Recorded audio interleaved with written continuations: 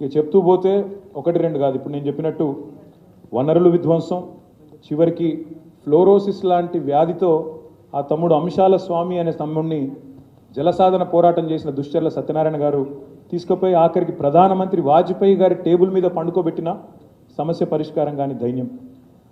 మరి 10 కిలోమీటర్లు నడుస్తూ నీళ్లు తెచ్చుకునే దయనీయమైన పరిస్థితి, బొంబాయికి వలసపోయే దుస్థితి, నెర్రెలు బారిన నేలలు, చెబుతూ పోతే పగలని గుండె లేదు, మరి చెదరని కళ లేదు, చెదరని స్వప్నం లేదు, తడవని కళ్ళు లేవు అంటే అతిశయోక్తి కాదు. ఒక్క నల్లగొండ జిల్లాలో, నల్లగొండ అదేవిధంగా ఇతర జిల్లాల్లో ఫ్లోరోసిస్ దెబ్బకు 2 లక్షల మంది, ఒకరు కాదు ఇద్దరు కాదు 2 లక్షల మంది చివరికి వలసపోయే దుస్థితి, మానవరహిత జిల్లాగా, మానవరహిత ప్రాంతంగా నల్లగొండ జిల్లా మారిపోతుంది అని ఆఖరికి వరల్డ్ హెల్త్ ఆర్గనైజేషనే చివరికి చెప్పే దుస్థితి వచ్చింది ఆనాటి తెలంగాణకు. Next slide.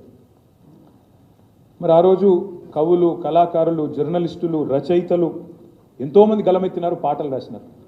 మిత్ర రాసిండు ఆనాడు పాట, ప్రముఖమైన పాట, పల్లె పల్లెనా పల్లేర్లు మొలిచే పాలమూరులోనా అంటూ పాలమూరు గోసను తన గాత్రం రూపంలో, తన పాట రూపంలో మిత్ర చెప్పిన. అదేవిధంగా మా గోరేటి ఎంకన్న సేతాన మేడుందిరా తెలంగాణ శైలాన్ని బీలాయరా అంటూ ఆనాడు గలం విప్పిన.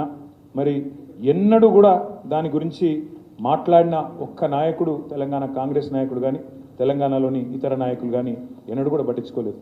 చివరికి సదాశివుడు గారు మా ఆదిలాబాద్ జిల్లా సాహిత్య అకాడమీ అవార్డు విన్నరు, వారు కూడా కవి, వారు కూడా రాసినారు, తలాపున పారుతుంది గోదారి మన చేను మన చెలుక ఎడారి. అంటే ఆదిలాబాద్ నుంచి పాలమూరు దాకా, అక్కడి నుంచి ఇక్కడి దాకా కూడా ఏ కవిని, ఏ గాయకుడిని, ఏ సాహితీవేత్తను, ఏ జర్నలిస్టును, ఏ ప్రజా సంఘాల నాయకుడిని అడిగినా వాళ్ళు ఆనాడు తెలంగాణ యొక్క దయనీయమైన పరిస్థితిని కళ్ళకు కట్టొచ్చినట్టు చూపిన పరిస్థితి.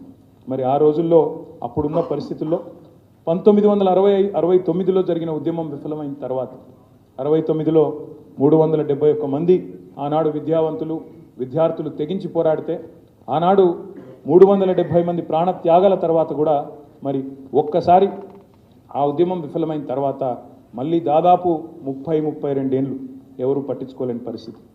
మరి ఎవరూ లేరు కదా అని చెప్పి చెలరేగిపోయిన సమైక్యవాదులు, వారికి తొత్తులుగా ఉన్న తెలంగాణ కాంగ్రెస్ నాయకులు, చివరికి ఏమైంది పరిస్థితి అంటే, నానాటికి తీసుకట్టు నాగంబొట్టు అన్నట్టు అన్ని రంగాల్లో, ఈ రంగం ఆ రంగం అని కాదు, ఏ రంగం తీసుకున్నా తీరని వివక్ష, తీరని అన్యాయం ఆనాడు తెలంగాణది.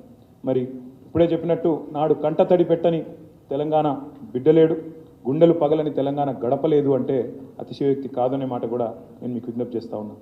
ఎంతోమంది కవులు, కళాకారులు, విద్యావంతులు, ప్రొఫెసర్ జయశంకర్ గారు లాంటి మేధావులు, వీరందరూ కూడా ఆనాడు తమ ఆర్తిని, ఆవేదనను వ్యక్తం చేసినా ఎవరూ పట్టించుకున్న పాపాన పోలేదు.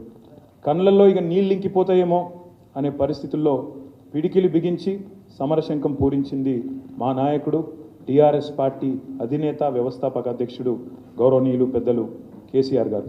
2001లో, ఎందుకంటే చాలామంది వాళ్ళ చాలా ఈజీగా మాట్లాడుతున్నారు, ముఖ్యంగా ఇప్పుడున్న కాంగ్రెస్ నాయకులు, ఉద్యమంలో ఏనాడు లేని వాళ్ళందరూ కూడా ఇవాళ చాలా పెద్ద పెద్ద మాటలు మాట్లాడుతున్నారు. తెలంగాణ వాళ్ళే తెచ్చినామని, మా వల్లనే తెలంగాణ వచ్చిందని మాట్లాడుతున్నారు. ఒకసారి అందుకే మీకు ఏం జరిగింది తెలంగాణ పోరాటంలో, ఎన్ని రకాల రాజీనామాలు, ఉప ఎన్నికలు, దీక్షలు, అమరుల ప్రాణత్యాగాలు, ఎన్ని